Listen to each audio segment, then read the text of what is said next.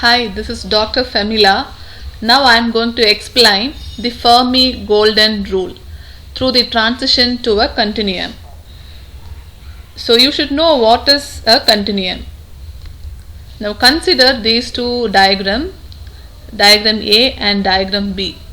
In diagram A, the initial state and the final state both are specific. That is, initial state is denoted as EM and the final state is denoted as EK. So this we can call it as the transition between two discrete states. That is where the initial and final states are specific. But if you consider figure B, here the initial state is specific but the final state is not specific. The final state consists of different energy states. Okay, so here if you see, you can see the continuum of energy delta E. And also you should know about what is a stationary state. So stationary state, unlike the static state, so static means something which does not move and the system remains constant. But stationary, here it moves but the system remains constant. Okay, so stationary is something which moves but static is something which does not move. In the stationary state, even though it is moving, the system remains constant.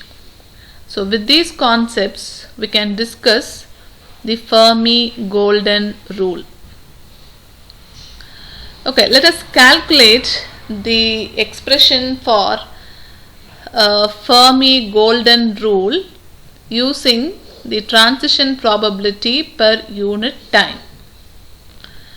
So consider a system which is enclosed in a cubical box of sidereal having boundary conditions at its walls. The stationary states of the system will be discrete with the separate energy interval which is inversely proportional to the volume of the box. That means the energy intervals, or it has more energy levels, but the volume of the box is less. That is why it is written as the stationary of the system will be discrete with the separate energy interval which is inversely proportional to the volume of the box. Therefore, the energy levels within the given energy interval increases in number and merges into a continuum. Hence, we can calculate the transition probability that involves energy states in the continuum. So the sum of the probability of transition from an initial state M to all final states K per unit time is called transition probability and it is denoted as W. It is written as W is equal to 1 by T summation over K modulus square of Sk1 of T. This is taken as equation number 1. Now suppose that unperturbed Hamiltonian H0 has continuous spectrum and the transitions are taking place in the state of the continuum. So for the continuous transitions that take place to state K of energy between Ek and Ek plus dEk, the summation can be replaced by integral and hence the total transition probability into these states is obtained by multiplying equation 1 by rho of k dEk and integrating with respect to E. Therefore, W is equal to 1 by T integral minus infinity to plus infinity modulus square of sk1 of t rho of k dek. This is taken as equation number 2, where rho of k is the density of states. So density of states is nothing but number of energy levels per unit energy interval, and rho of k dek gives the number of final states in the energy interval ek to ek plus dek. Now we know from constant perturbation theory that modulus square of sk1 of t is equal to the matrix, that is modulus square of the matrix, that is k h prime m, divided by omega km square h cross square 4 sin square omega km t by 2. Now substitute equation 3 in equation 2.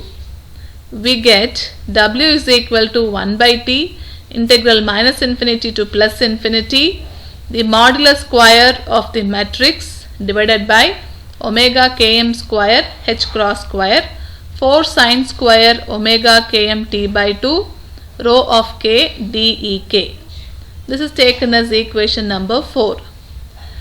Now if you consider the probability curve, okay, if you consider the probability curve, so in the probability curve, if t is large enough, the central peak in the probability curve gives the energy conserving transitions. That is, this peak, the central peak in the probability curve gives the energy conserving transitions. Also the quantities, that is the matrix and rho of k, are slowly varying functions of energy and may be regarded as independent of ek. So they can be taken out of the integral.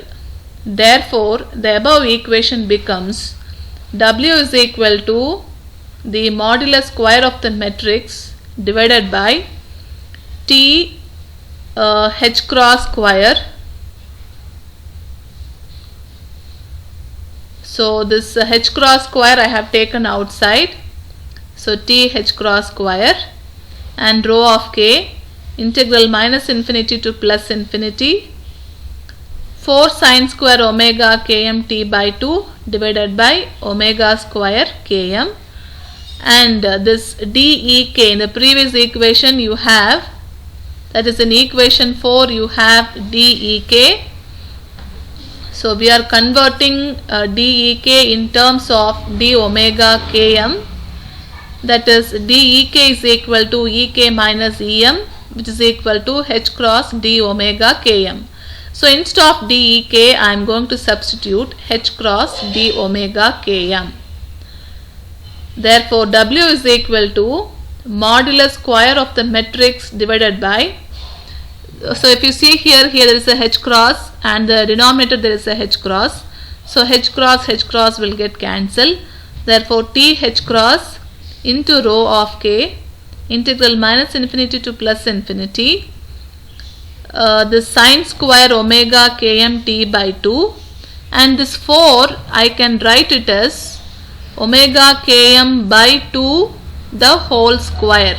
So here you have omega km square term, this 4 I am bringing to the denominator, so I can write it as omega km by 2 the whole square into this d omega km. This h cross we have cancelled with the denominator h cross square. Now so this is taken as equation number 5. Now we have the standard integral minus infinity to plus infinity sin square x divided by x square into dx is equal to pi. Let us assume that omega kmt by 2 is equal to x. This implies omega km by 2 is equal to x by t. and this implies omega km is equal to 2x by t. So what is d omega km? D omega km is equal to 2 by t into dx. That is, we have differentiated with respect to x. Now substitute equation 7, 8 and 9 in the integral of equation 5. So this is the integral of equation 5, and here we are going to substitute equation 7, 8 and 9. So if you take the integral minus infinity to plus infinity sine square omega km t by 2 divided by omega km by 2 the whole square into d omega km is equal to integral minus infinity to plus infinity sine square. What is omega km t by 2? See here, omega km t by 2 is x. So I have substituted x, and divided by what is omega km by 2? So omega km by 2 is x by t. So again x by t the whole square. And what is d omega km? So d omega km is equal to 2 by t into dx. Again you substitute 2 by t into dx. So here sine square x by this x by t the whole square I have splitted here as x square by t square into 2 by t into dx. That is equal to integral minus infinity to plus infinity sine square x by x square into 2 by t into this t square I have taken to the numerator. So t square into dx. Again this t and this t will get cancelled. So we get, so you will have a 2t here. That 2t we can take outside. So 2t into integral minus infinity to plus infinity sine square x by x square into dx. And this is nothing but pi from equation 6. This integral, this is a standard integral and its value is pi. Therefore we got the integral minus infinity to plus infinity sine square omega km t by 2 divided by omega km by 2 the whole square into d omega m. This is nothing but this term is equal to 2t pi, and this is taken as equation 11. Now substitute equation 11 in equation 5. So we get the transition probability per unit time. So W is equal to modulus square of the matrix divided by TH cross rho of K into 2 pi T.